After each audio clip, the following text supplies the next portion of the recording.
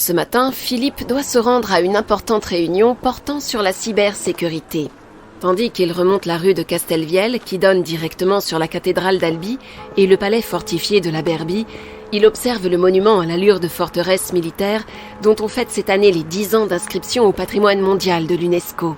Philippe sourit en pensant que son job est assez proche du rôle de ce puissant et imposant monument construit du XIIe au XVe siècle, à savoir protéger des intrusions. Le rendez-vous vers lequel il se dirige est en fait une réunion de chefs d'entreprise qui, Covid oblige, ont mis un grand nombre de leurs collaborateurs en télétravail. Se pose pour eux une question.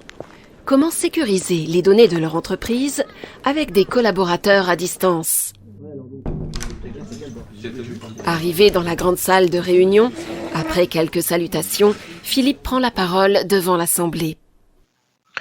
Bonjour à toutes et à tous et merci de votre présence. Je suis Philippe Agnoux, dirigeant de l'entreprise Netwalker qui propose depuis des années des solutions de sécurité pour les entreprises partout en France. J'ai eu le privilège de travailler à la Caisse des dépôts et consignations à Paris, ce qui m'a permis de comprendre dès 1990 l'importance de la sécurité informatique. Et ce matin, je vais vous proposer une réflexion autour de la protection des connexions de vos collaborateurs en situation de télétravail. Alors évidemment, avec la pandémie, le recours au télétravail s'est généralisé pour chaque entreprise. La plupart d'entre vous ont mis en place un accès VPN pour sécuriser les connexions des salariés, et c'est une bonne chose. Le VPN permet de chiffrer les flux entre le poste distant et l'entreprise, protégeant ainsi les données échangées.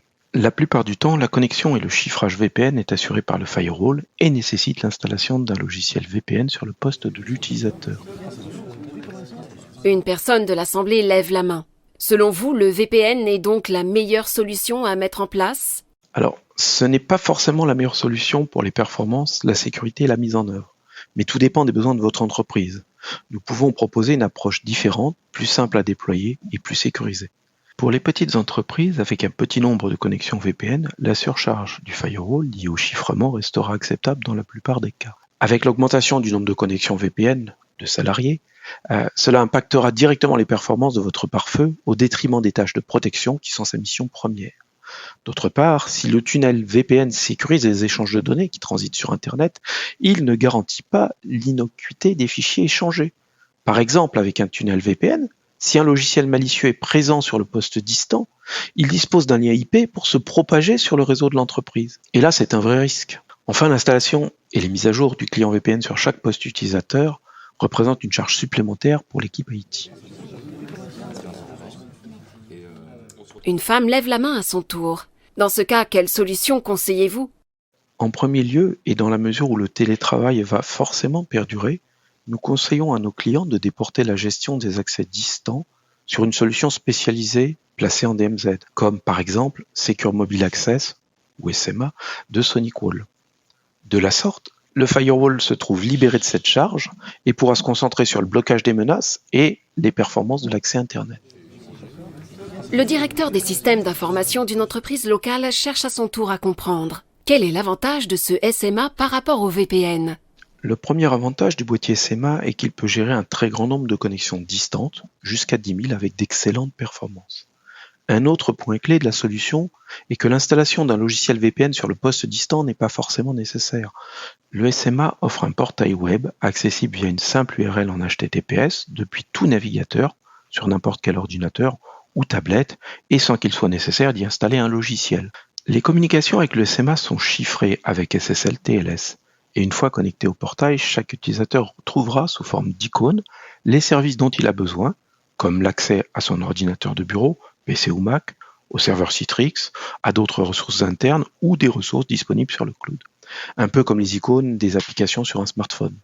Si un logiciel malicieux était présent sur cet ordinateur, et contrairement à la solution avec un tunnel VPN, il ne disposera d'aucun accès pour se propager sur le réseau de votre entreprise.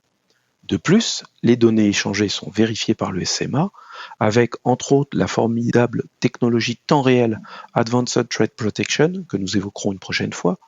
Bien entendu, les SMA disposent aussi des technologies nécessaires pour des contrôles de géolocalisation, la protection contre les botnets ou les PC zombies et encore bien d'autres mesures de sécurisation.